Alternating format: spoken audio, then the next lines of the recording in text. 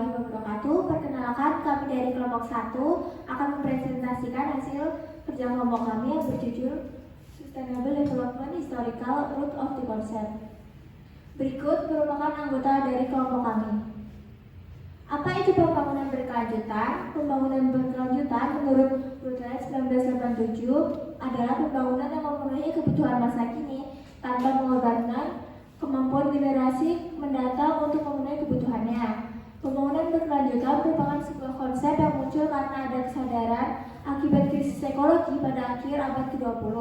Namun terdapat masalah. Masalahnya yaitu penggunaan istilah pembangunan berkelanjutan yang berlebihan tanpa memahami maknanya. Solusi yang diusulkan yaitu dengan tinjauan historis menggunakan pendekatan Langduri untuk memahami asal mula konsep pembangunan berkelanjutan, arti sebenarnya dalam konteks sejarahnya, dan asal alasan pentingnya pembangunan berkelanjutan. Selanjutnya adalah pada zaman pramodern. Pada zaman ini pemikiran tentang kemajuan mulai muncul perlahan-lahan, terutama pada periode klasik Yunani. Yaitu di sini mulai dirumuskan tentang gagasan terkait kemajuan itu sendiri. Pada zaman ini juga muncul teologi liberal dan Kristen, di mana konsepsi waktu sebagai suksesi langsung dari peristiwa-peristiwa lah yang mengubah cara berpikir tentang searah dan kemajuan. Dengan menggunakan skema 6 tahap sejarah manusia menurut Agustinus dalam City of God. Nah, teologi inilah juga menjadi penyumbang dari gagasan kemajuan tersebut. Selanjutnya, pada abad ke-13 terdapat dua aliran penting dari konsepsi Eropa yang tentang kemajuan manusia. Yang pertama adalah kesadaran akan kemajuan kumulatif budaya, dan yang kedua adalah keyakinan akan era keemasan moral di bumi ini. Pada zaman ini juga terdapat periode Renaissance pada abad ke-14 sampai 17, di mana gagasan tentang kekembalian siklus diperbagaikan. Lalu pada tahun 1683, Fontelle, seorang ilmuwan dari Prancis, menyatakan merumuskan ide besar bahwa umat manusia dengan ilmu pengetahuan baru dan teknologi yang ditingkatkan telah memasuki jalan kemajuan yang perlu dan tidak terbatas. Selanjutnya pada tahun 1750 hingga 1900, gagasan kemajuan mencapai puncaknya dalam periode barat. Berdasarkan keterkaitan tersebut, ilmu pengetahuan adalah jalan emas menuju masa depan dan akan memberikan manusia kekuasaan atas alam semakin kuat. Selanjutnya, saya akan menjelaskan mengenai sejarah perkembangan gagasan kemajuan.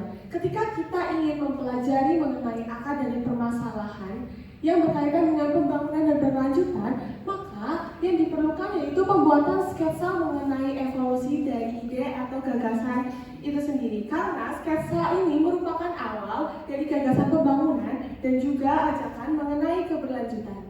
Lalu dalam literatur terdapat kutipan, peradaban telah bergerak, sedang bergerak, dan akan bergerak sesuai arah keinginan oleh Bury 1932. Kutipan ini telah diteliti baik dari segi ilmiah, material, maupun moral. Kemudian sejarah dari perkembangan gagasan kemajuan. Pada zaman Yunani dan Romawi klasik, gagasan ini pertama kali dirumuskan, namun masih dalam bahasa Ibrani dan teologi Kristen, yang mengungkapkan bahwa waktu sebagai rangkaian peristiwa yang terarah, yang mengubah cara berpikir tentang sejarah dan kemajuan. Kemudian dalam Augustine dalam City of God 1610, bahwa kemajuan umat manusia akan muncul secara bertahap dan secara berurutan. Lalu, menurut Christian filosofi atau filsafat Kristen, filsafat ini memiliki kontribusi pada gagasan mengenai kemajuan, yang mengungkapkan bahwasanya gagasan mengenai kemajuan sudah ada pada awal sejarah manusia, dan menurut konsepsi Kristen pada abad pertengahan, yang mana pemikiran utopis dan kesadaran akan maju itu muncul karena mereka ingin memperbaiki dunia dan menghadapi kehidupan di akhirat, sehingga kesadaran akan kemajuan muncul. Dengan hukum kemajuan atau hukum progresif, di sini yaitu konsep hukum kemajuan atau hukum progresif menekankan bahwa progres kemajuan manusia berlanjut secara teratur dan bertahap menuju ke arah yang lebih baik. Lalu hukum kemajuan dianggap sebagai pendorong utama perubahan sosial, ekonomi, dan politik yang membawa masyarakat ke tahap-tahap yang lebih maju. Namun dalam progresnya, hukum progresif atau hukum kemajuan mendapatkan kritik karena tidak sesuai, seperti ketimpangan ekonomi dan degradasi lingkungan. Kemudian, di dalam jurnal dijelaskan bahwa adanya ketimpangan ekonomi dalam kegiatan industrialisme, di mana manfaat dan imbalan dari sistem ekonomi dunia lebih banyak mengalir ke arah negara-negara industri, sehingga kesenjangan antara masyarakat kaya dan miskin semakin melebar. Kemunculan dan evolusi konsep keberlanjutan pada awal peradaban Romawi, Yunani, Mesir, Mesopotamia, Di situ ada problem-problem lingkungan tuh. Di antaranya ada penebangan kayu secara masif, kemudian salinasi dan kehilangan kesuburan tanah. Nah, dari itu muncul tokoh-tokoh terkemuka, ada Plato, ada Pliny, Strabo. Mereka mengidentifikasi berbagai tingkatan kerusakan yang diakibatkan oleh aktivitas manusia. Di antaranya ada penyebabnya ada pertambangan, pertanian, dan penebangan kayu. Nah, untuk kayu sendiri pada zaman itu sangat masif digunakan sebagai berbagai proses produksi. Nah, dari pelibatan kayu untuk berbagai proses produksi ini ada kekhawatiran akan kelangkaan komoditas kayu ini. Maka dari situ men-trigger satu cara pandang baru bagaimana pengupayaan, bagaimana pendayagunaan sumber daya alam secara bertanggung jawab, secara lestari untuk generasi sekarang dan generasi yang akan datang. Selanjutnya, istilah keberlanjutan itu diperkenalkan oleh Karl Lewis pada tahun 1713. Beliau mengungkapkan bahwa pemanfaatan sumber daya hutan itu diartikan sebagai menjaga keseimbangan antara penebangan pohon-pohon tua dan juga ketersediaan yang cukup pohon muda untuk menggantikannya. Selanjutnya, pada abad ke-18 itu muncul kekhawatiran akan pertumbuhan populasi penduduk dan juga dampaknya terhadap konsumsi sumber daya. Peningkatan jumlah penduduk tersebut akan menyebabkan peningkatan populasi dan juga mengancam melebihi produksi pangan. Kemudian pada abad ke-19 muncul fokus terhadap sumber energi batu bara sebagai salah satu sumber energi terpenting, dan juga muncul kekhawatiran bahwa simpanan sumber daya tersebut akan habis. Dalam karya The Coal Question pada tahun 1866 oleh Jevons itu menyebutkan bahwa cadangan batu bara di Inggris akan habis dalam 100 tahun ke depan. Maka perlu dilakukan adanya sebuah upaya agar bahan bakar tersebut itu tetap sejahtera dan juga karena sumber daya tersebut tidak terbarukan. Kemudian beberapa publikasi itu muncul mengenai pembangunan berkelanjutan.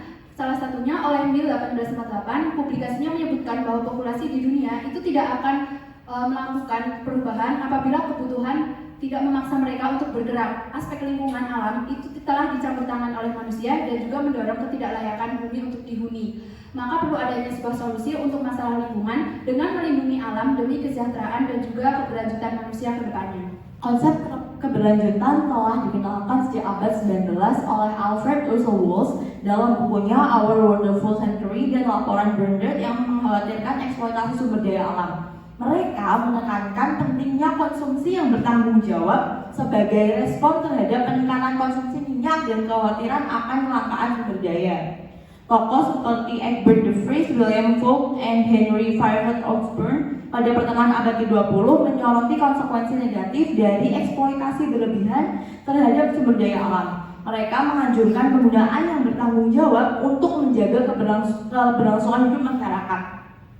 Analisis oleh KWK pada tahun 1950 tentang konsep pembangunan keberlanjutan menyumbang kepada pengembangan wacana pembangunan berkelanjutan.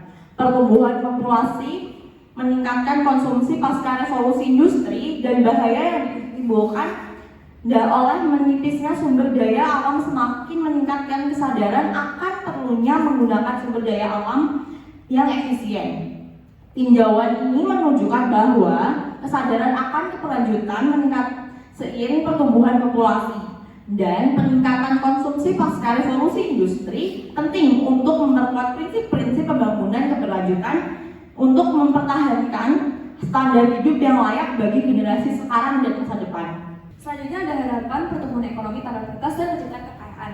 Nah, belum pernah terjadi dalam sejarah dunia pertumbuhan produksi, konsumsi, dan kekayaan yang drastis seperti setelah revolusi industri. Pada periode antara tahun 1800 dan 1970, populasi dunia meningkat 3 kali lipat dari 978 juta menjadi 3.632 juta. Hal tersebut berdampak pada pertumbuhan ekonomi yang tidak pernah berhenti dan kualitas produksi manufaktur di dunia terus meningkat. Tingkat pertumbuhan ekonomi rata-rata tahunan internasional berkisar antara 2,9% dan 3,7% pada tahun 1780-an hingga 1900-an. Angka tersebut naik di atas 4% pada awal abad ke-20, lalu turun kembali di bawah 3% pada tahun terjadi perang, dan naik hingga di atas 4% pada tahun